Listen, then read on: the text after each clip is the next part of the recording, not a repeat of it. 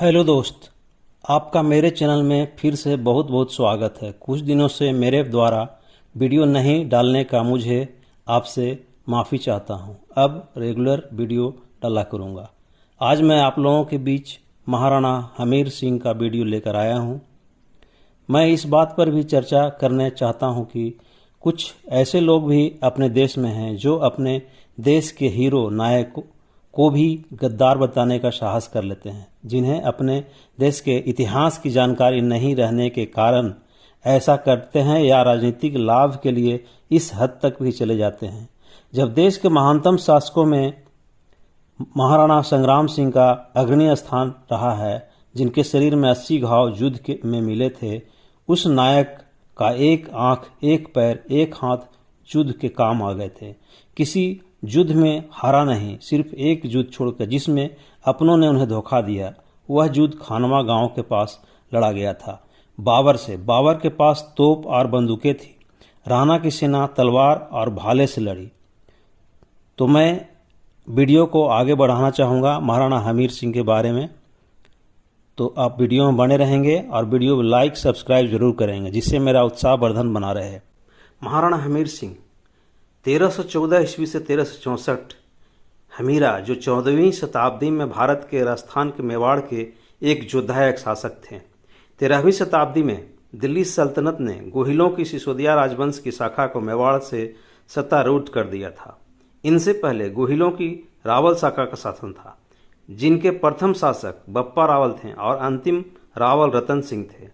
मेवाड़ राज के इस शासक को विषम घाटी पंचानन, यानी संकट काल में सिंह के समान के नाम से जाना जाता है। राणा हमीर को विषम घाटी पंचानन की संज्ञा राणा कुंभा ने कीर्ति स्तंभ प्रशस्ति में दी है। महाराणा हमीर सिंह का जन्म 1314 ईस्वी में हुआ था और उनका निधन 1364 ईस्वी में हुआ। उनके जीवन संगिनी सौंगरी थी। उनके संतान का 2 संतान थे, एक क्षेत्र सिंह और लूना, और गोहिल वंश में सिसोदिया राजवंश में उनका जन्म हुआ था। पिता उनके अरि सिंह थे, माता का नाम उर्मिला थे, जो राजवंश की नहीं थी। इस कहानी को मैं आगे बताऊंगा, और लेकिन बहुत ही वीरांगना महिला थी। सिसोद गांव के ठाकुर राणा हमीर सिसोदिया वंश के प्रथम शासक थे तथा इन्हें मेवाड़ का उद्धारक कहा जाता है। राणा हमीर अरि सिंह के पुत्र तथा लक्ष्मण सिंह के पौत्र हैं, जिन्होंने अपनी सैन्य क्षमता के आधार पर मेवाड़ के खैरवाड़ा, आज का उदयपुर नामक स्थान को मुख्य केंद्र बनाया। राजस्थान के इतिहास में राणा हमीर ने चित्तौड़ से मुस्लिम सत्ता को उखाड़ने में अपना महत्वपूर्ण योगदान दिया। मेवाड़ की विषम परिस्थितियों के होते हुए भी इन्होंने चित्तौड़ पर विजय श्री प्राप्त की। इस प्रकार 1326 ईस्वी में राणा हमीर को पुनः चित्तौड़ प्राप्त हुआ। इसी कारण राणा हमीर को विषम घाटी पंचानन के नाम से जाना जाता है। हमीर इनके अलावा सिसोदिया राजवंश, जो कि गोहिल वंश की ही एक शाखा है, क्योंकि वह प्रजनक भी बन गए थे। इसके बाद सभी महाराणा सिसोदिया राजवंश के ही रहे। हमीर ने चित्तौड़ पर विजय करने के कई प्रयास किए, लेकिन असफल रहे थे, जिसके कारण उनके संसाधन कम हो गए और उनके कई सिपाही भी छोड़कर चले गए। हमीर अपने आदमियों को आराम देने और फिर से संगठित होने की इच्छा से आक्रमण को बंद कर और अपने शेष सिपाहियों के साथ द्वारका धाम की तीर्थ यात्रा पर निकल पड़े। रास्ते में उन्होंने गुजरात में चारणों के एक गांव पड़ता है खोड़ गांव में डेरा डाला, जहां एक देवी आई बिरवड़ी रहती थी, जिन्हें हिंगलाज का अवतार माना जाता था। हमीर ने उनसे आशीर्वाद की याचना की और अपने चित्तौड़ पर आक्रमण की असफलताओं का वर्णन किया, जिस पर देवी ने उन्हें मेवाड़ लौटने और एक और हमले की तैयारी करने की सलाह दी। हमीर ने जवाब दिया कि उसके पास अब एक और हमला करने के लिए सैनिक क्षमता नहीं है। देवी बीरबड़ी ने उसे आश्वासन दिया कि उनका पुत्र बारूजी उसकी सहायता के लिए मेवाड़ जरूर आएगा।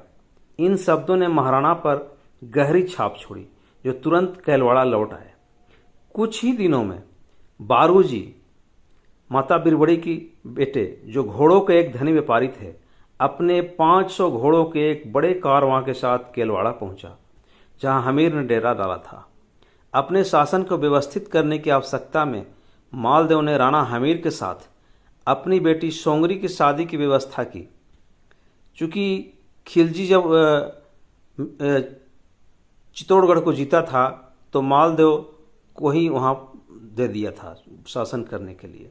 लेकिन जब ये चित्तौड़ पर इनका ही अधिकार था, तो जब शादी अपनी बेटी का सुंगारी देवी का राणा हमीर से किए तो खिलजी खीन हो गया और उनसे अपना चित्तौड़गढ़ वापस ले लिया।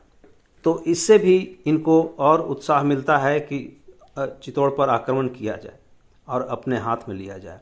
खिलजी को यह वैवाहिक संबंध पसंद नहीं आया और उसने मालदेव से चित्तौड़गढ़ वापस ले लिया और उसे मेड़ता दे दिया। इसने हमीर को मेवाड़ से खिलजी सेना को खदेड़ने के लिए प्रयास करने के लिए प्रेरित किया।